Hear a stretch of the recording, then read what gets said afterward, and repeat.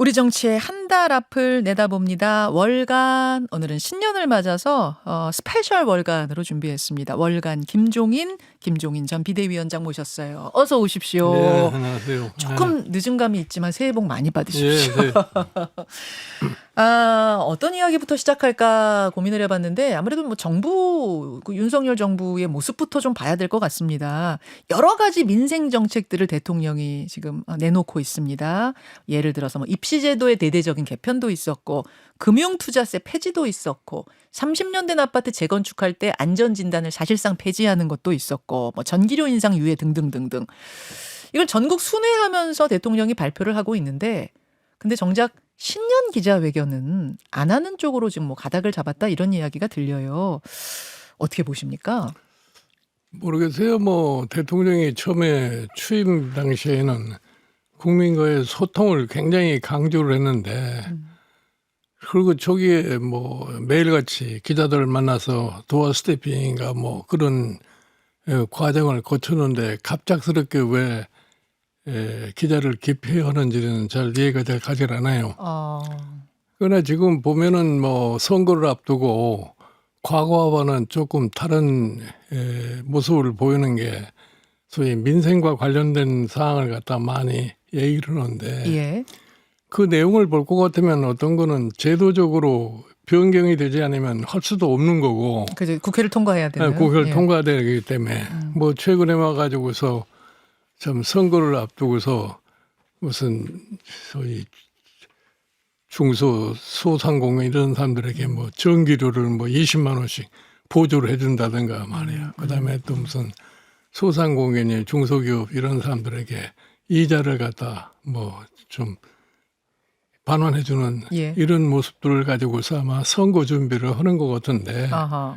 내가 보기에는 이게 좀 시기적으로 너무 늦은 감이 있다고 나는 생각을 해요. 민생 과거서부터 정책. 사실은 민생에 대해서 초기서부터 좀 제대로 준비를 해가지고 해서 정책을 수행을 했을 것 같으면은 지금과 같은 사항은 아마 나타나지 않았을 것이고 대통령의 부정적인 평가도 그렇게 높지 않았을 텐데 그동안 다 그걸 방치하고 있다가 이제 선거를 앞두고서 하기 때문에 과연 그것이 일반 유권자들에게 어느 정도 효과를 미칠 것인가에 대해서는 굉장히 좀 미지수가 있다고 봐요. 회의적이라고 예. 보시는군요. 말씀하신 대로 지금 대통령 국정 지지도는 박스권에 갇혀서 움직이지를 않고 있습니다. 총선 관련 여론조사도 정권 심판론이 정권 지지론보다 높은 상황.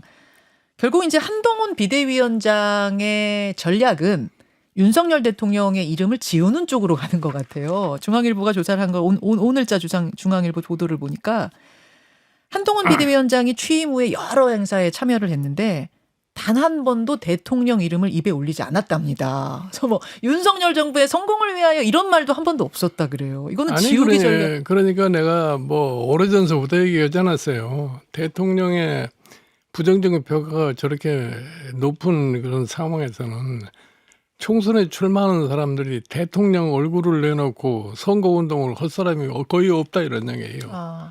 뭐 그렇기 때문에 지금 뭐 한동훈 지금 비대위원장이 좀 젊고 좀 이 발랄한 그런 모습을 보이기 때문에 일반 국민으로부터 지지가 높다고 이렇게 생각하는 것 같은데 내가 보기에도 그거는 이 국민의힘의 열성적인 지지자들이 환호를 오르는 것이지 특별히 무슨 한동훈 지금 비대위원장이 새로운 지지 세력이 늘어났다고 난 보질 않아요. 중도로의 확장은 아니라고 보세요?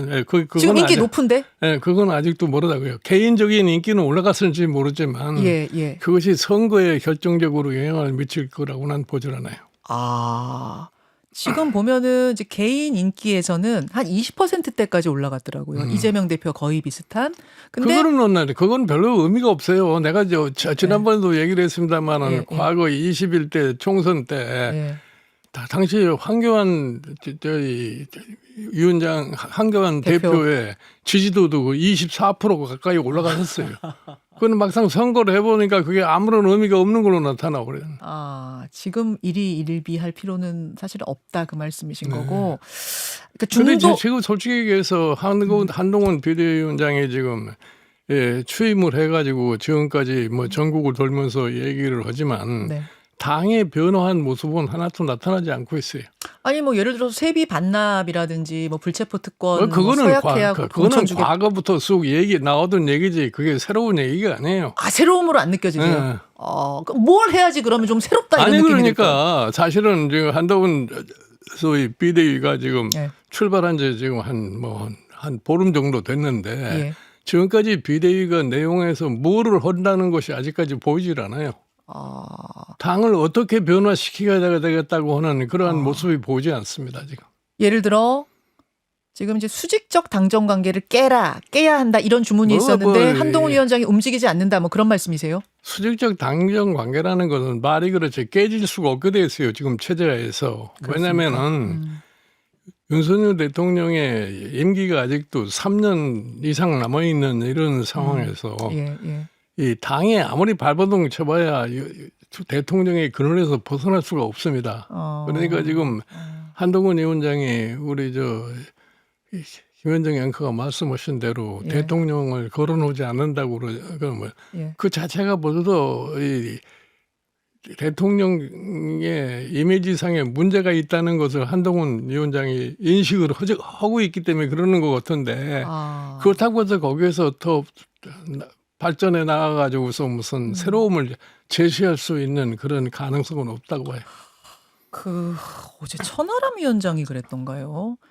도움구장, 윤석열 대통령이라는 도움구장에서 노래하는 공연하는 가수 같다 한동훈 위원장이 그 도움구장을 벗어날 수 없다 뭐 이런 이야기 같은 평을 사실은 이 윤석열 대통령의 그늘에서 솔직히 해서 벗어나기가 힘듭니다. 지금 내가 늘 얘기하지만 이 여당의 비대위원장이라는 것이 행동 반경이라는 게 굉장히 아주 협소할 수밖에 없어요.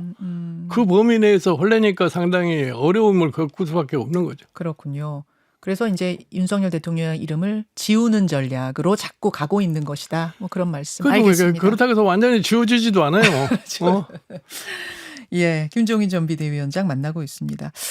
아무튼 그런 사이에 이제 제3지대의 윤곽이 잡혔습니다. 원칙과 상식을 주축으로 한 미래대연합, 그리고 이준석의 개혁신당, 이낙연의 새로운 미래, 금태섭의 새로운 선택, 양양자의 한국의 희망. 각자 풍선 다 띄웠거든요. 이 풍선들 하나로 뭉칠 수 있습니까? 혹은 뭉쳐야 합니까? 어떻게 보세요? 내가 보기에 뭐 이렇게 각기 지금 당들을 만든다고 다 나왔는데 가능한 것 사람들끼리 모이면 되는 거지. 그걸 다 한꺼번에 묶기는 힘들 거라고 봐요. 한정당으로는 어렵다고 보세요? 한정당이 될 수가 없어요. 그 지금 될 수가 없다 그러세요? 예를 들어서 그분들이 지금 뭐 빅텐트니 뭐니 이렇게 얘기를 많이 하는데 그런 생각이 있으면 만들지 말고 가장 국민의 관심이 있는 쪽으로 가서 합세를 해서 하면 되는 건데 각기 정당을 만든다는 거는 각기 자기 나름대로의 이해가 있기 때문에 만드는 거 아니겠어요? 그게 합치려고 할 것 같으면 많은 진통 과정을 겪어야 되는데 그러면 거기에서 잡음이 나기 시작할 것 같으면 오히려 더 부정적인 효과만 나옵니다. 한 당으로 합칠 것 같았으면 벌써 합쳤을 텐데 다 거기에 따르는 지지자들의 생각이 있고 함께하는 스텝들이 있고 생각이 다 다르니까 따로 차린 거 아니냐? 그런 거죠. 다 자기 나름대로 목적의식이 있어서 만드는 것들인데 그 사람들이 어떻게 자신의 목적을 갖다가 저버리고서 순종하려고 하지 않는 거 아니에요? 그러면 5개 신당 중에 몇 개 정도가 함께 할 수 있다고 보세요? 내가 보기에는 이 국민이 그래도 가장 관심을 많이 가지고 있는 정당 쪽으로 몇 개가 합칠 수밖에 없다고 이렇게 봐요. 이른바 낙준연대, 이낙연, 이준석의 연대 합당은 가능하다고 보세요? 내가 보기에는 그건 매우 어려울 거라고 봐요. 매우 어렵습니까? 그 두 정당이 지금 가장 큰 덩어리인데? 아니 가장 큰 덩어리라고 하지만 예를 들어서 이낙연 대표가 지향하는 목표가 뭐냐? 또 이준석 지금 저희 전 대표가 지향하는 뭐가 또 뭐냐? 이것이 서로 합체가 돼야 될 텐데 그게 그렇게 쉽게 합체되기 힘들 거예요. 하지만 지금 이제 이대로 양당제, 정치 혐오, 극단의 정치, 진영 정치 극복해야 된다는 데에서는 두 분이 함께 아마 그 말은 그렇게 하나 소위 개인적인 정치적인 목적이 다를 수밖에 없기 때문에 그게 그렇게 쉽게 용해가 되지 않습니다. 개인적인 정치적인 목적이 다르다는 게 무슨 말씀이실까요? 아니 우리 이낙연 지금 저희 전 총리가 예. 당을 만들면은 음. 첫 물어볼 게 뭐 때문에 당을 만드냐고 물어봐야 할 거 아니에요. 그렇죠. 그분 나름대로 자기의 목적 의식이 있을 거 아니에요. 있겠죠. 예. 그 자기의 목적 의식과 이준석 소위 지금 대표가 지향하는 거고 맞지 않는 것 같으면 합쳐질 수가 없는 거죠. 말하자면은 범진보, 범보수 이게 함께할 수 뭐 내가 없다고. 보기에 그런 이념적인 걸 떠나서 예. 개인적인 이해관계를 보면은 그게 정치적으로 쉽게 결합이 되지 않습니다. 내가 사실은 1963년대도 예. 당시에 뭐 대통령 후보 단일화, 뭐 야당 단일화하는 그런 경험을 내가 해봤는데 처음에는 뭐 명분상으로는 다 그게 맞다고 생각하지만 단일화가. 실제로 마지막 단계에 가면 각각 이해가 달라가지고서 그거 쉽지가 않더라고요. 이해관계. 결국은 비례 자리에 대한 어떤 뭐 좀 잡음이 있을 수 있고 당연한 거죠. 당연한 겁니까? 그 부분을 극복할 수 있을 것 같다고 조금 전에 박원석 공동대표는 그러셨는데. 그거는 괜히 하는 소리지. 괜히 하는 소리가. 예. 그거 안 돼요. 아니 그거는. 예를 들어서 예. 어느 한 지역구를 놓고 예. 이 당에도 후보가 나오고 저 당에도 후보가 나오고 예, 그거 예. 어떻게 조정을 하는 거야? 지역구야 뭐 서로 뭐 이렇게 양보하고 뭐 이렇게 하면 되는 거 아니에요? 안 돼요? 그렇게 쉽질 않아요. 그리고 실질적으로 지금 뭐 말이 5개나 지금 정당이 예. 나온다고 그러지만 과연 국민이 얼마만큼 개별 정당에 대한 관심을 갖느냐 이것이 굉장히 중요한 거예요. 그러니까 지금 현재로 봤을 적에는 이준석의 지금 개혁신당이 국민의 가장 그래도 비교적 관심을 많이 받고 있는 거기 때문에 지지도가 제일 높더라고요. 그거를 중심으로 해서 참 각자 양보를 해서 합친다면은 예. 혹시 모르되 예. 그렇지 않고서는 예. 이거 쉽게 합쳐지기가 힘들 거라고 그렇게 봐요. 보시군요. 이낙연 전 총리는 독대하셨었어요. 뭐 가끔 최근에 못 만나봤지만 뭐 얼마 전까지만 해도 내가 만나봤어요. 얼마 전에도 만나셨어요. 신년에도 만나셨어요? 네. 뭐 신년은 아니지만 12월 달에 한 만난 것 같아요. 한 보름 전쯤 만나셨군요. 무슨 조언해 주셨습니까? 그때는 탈당하기 전이니까 예. 나는 탈당하지 말라고 내가 그렇게 얘기를 했죠. 왜요? 어? 왜요? 아니 나는 이낙연 총리는 그 당에서 국회의원의 5선 도지사, 총리, 대표 다 겪은 사람 아니에요. 예. 그래서 나는 당내에서 좀 투쟁을 하는 것이 더 효과적일 거다 이렇게 얘기를 한 거지. 그렇게 조언하셨군요. 근데 조언 안 들으셨네요. 알겠습니다. 제3지대 신당이 하나로 한정당이 되는 거는 좀 어려울 거다라고 김종인 위원장 보고 계시는데, 김종인 위원장이 그 신당들의 중간에서의 어떤 가교 역할, 중재자 역할, 뒤에 계시는 거 아니냐 이런 얘기들 많이 합니다. 나는 솔직히 해서 내가 뭐 그 복잡다단한 일을 내가 뭐 때문에 맡아가지고 오겠어요. 내가 보기에는 그래도 한 대한민국 정치 발전을 위해서 미래가 어느 정도 기약이 될 수 있다는 이런 쪽에 가급적이면 힘을 모아주는 것이 난 좋다고 생각하는데 그렇게 정치하는 사람들이 그렇게 아량이 없어요. 아량이 없어요. 아량이 없으니까 합쳐지는 것도 힘드는 거라고 봐요. 힘들다고 보세요. 5개 당이 다 하나가 될지 뭐 3개만 만날지 2개만 만날지 모르겠습니다.만 김종인 위원장한테 어떤 역할을 좀 부탁한다면 하실 생각 있습니까? 아니요, 나는 뭐 내가 무슨 역할을 할 수도 없어요. 내가 각기 이해관계가 다른데 내가 역할을 할 수 없고 내가 직접적으로 나 나름대로 뭐 특별한 목적 의식이 있는 사람도 아니기 때문에 내가 꼭 어떤 특별한 역할을 갖다가 하려고 하는 생각도 하지도 않아요. 그러니까 하여튼 정치 발전을 위해서 미래가 기약될 수 있는 이러한 쪽에 힘을 모아주는데 그쪽에 좀 같이 합세를 하는 것이 피차를 위해서 좋겠다고는 조언을 해줄 조언 수 정도만. 있다고. 그렇게 역할을 좀 제한하고 계시는군요. 알겠습니다. 지금 이제 제3지대 신당들의 현역이 얼마나 더 합류할 것이냐. 각 당의 현역들이 얼마나 더 합류할 것인가도 관심거리인데 어떻게 보세요? 뭐 각 당의 현역들이 합류하느냐 하는 거는 그 사람들이 공천에서 탈락하느냐 탈락하지 않느냐에 따라서 탈락자의 숫자가 많으면은 그 사람들은 어떤 형태로든지 또 출마를 하려고 시도를 할 테니까 어허. 당을 선택하려고 그러고 이제 그런 과정에서 어느 쪽으로 가는 거는 거 두고 봐야 할 일이죠. 현역 의원이 얼마나 합류할지는 뭐 큰 문제는 아니라고 보세요. 어떻게 보세요? 뭘요? 현역 의원이 얼마나 제3지대에 합류하는가요? 내가 보기에 뭐 현역 의원이 제3지대에 얼마나 많이 들어오냐는 그 자체가 별로 그렇게 큰 의미가 있다고 보진 않아요. 그렇습니다. 기호 3번이 되느냐 마느냐 뭐 이런 문제. 뭐 기호 3번이라는 게 지금 예. 지금 이제 의석수로대로 할 것 같으면은 예. 정의당의 기호 3번을 갖다 가지고 있는 건데 그렇죠. 그다음에 뭐 기호가 4번이 되든지 5번이 되든지 그 별로 그냥 그 자체가 크게 의미가 있다고 생각 안 그렇게 해요. 보시는군요. 아니 굉장히 새로운 시각들을 많이 지금 접하게 되는데 기호 3번 굉장히 중요하다. 현역 7명 이상은 확보해야 된다. 이렇게들 다들 신당에서 얘기하고 있는데 김종인 위원장은 3번이냐 4번이냐도 그렇게 중요하지 않다. 그럼 뭐가 어떤 게 의미 있는 그 성패의 어떤 뭐 관건이 되겠습니까? 아니 나는 그러니까 이 소위 지금 말하면 새로운 정치 세력의 등장이라는 거는 지금 기존 정치 세력이 하지 못하는 일. 예. 사실 우리나라 정치가 해결해야 할 문제를 해결을 못하고 지금까지 왔기 때문에 예. 그런 점을 갖다 제대로 지적을 해가지고서 우리는 그거를 어떻게 하겠다 하는 것을 국민에게 정당하게 소위 설명을 하지 않을 것 같으면은 성공하기 어려워요.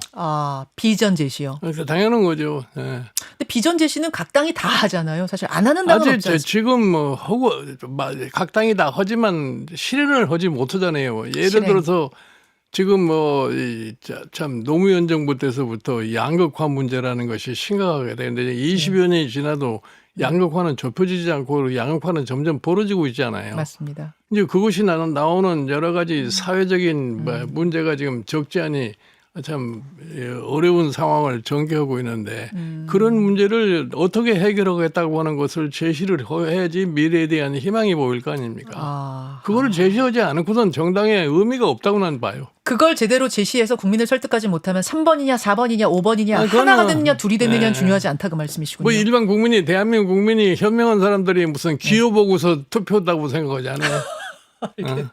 알겠습니다. 그 이제 국민의힘 얘기, 신당 얘기했는데 민주당 이야기를 우리가 못했네요. 민주당 이재명 대표는 곧 당무에 복귀할 것으로 보입니다. 거기에 공천 자금은 사실 더 복잡해요. 왜냐하면 현역 의원이 많기 때문에 조언을 좀 주신다면. 나는 이재명 대표께서는 솔직히 얘기해서 이 다음 선거에 본인 스스로는 출마를 하지 않고 이 공천 관리만 좀 공정하게 할 것 같으면은 뭐 선거에 비교적 좋은 성과를 거둘 수 있다고 생각을 해요. 불출마를 지금 권고하시는 거예요? 나는 개인적으로 이렇게 권고하고 싶어요.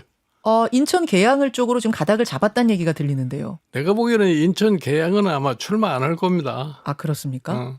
다른 지역구로 갈 것 같아요. 뭐 다른 지역구도 안 가고 내가 보니까 사실은 대표직은 유지를 하더라도 이 출마는 본인 스스로가 사양을 하면은 그게 아마 보다 큰 효과가 있을 거라고 봐요. 왜 그렇습니까? 왜 불출마를 권하세요? 아니 자기 여러 가지 지금 이 민주당의 사정을 보고 같으면은 참 이 공천에 자격이 있느냐 없느냐 하는 걸 가지고 많이 다투고 있잖아요. 맞습니다. 근데 사실은 대표 자체가 그런 문제에 해당이 돼 있기 때문에 본인 스스로가 사양을 해야지 자기가 자유롭게 행동을 할 수 있지 않겠나 이렇게. 본인이 불출마를 선택해야 지금 공천의 기준 같은 거 그렇지. 적격 부적격 할 때 냉정하게 할 수 있다. 당연히 그런 거죠. 그 말씀이시군요. 알겠습니다. 일단 여기까지 본 방송을 마치기로 하고 잠시 후 유튜브 댓글쇼로 그 댓글쇼 패널들과 함께 김종인 위원장한테 다양한 질문들 던져보도록 하겠습니다. 일단 본 방송 여기서 인사드리죠. 위원장님 고맙습니다. 네. 김현정의 뉴스쇼는 시청자 여러분의 참여를 기다립니다. 구독과 좋아요, 댓글 잊지 않으셨죠? 알림 설정을 해두시면 평일 아침 7시 20분 실시간 라이브도 참여하실 수 있습니다.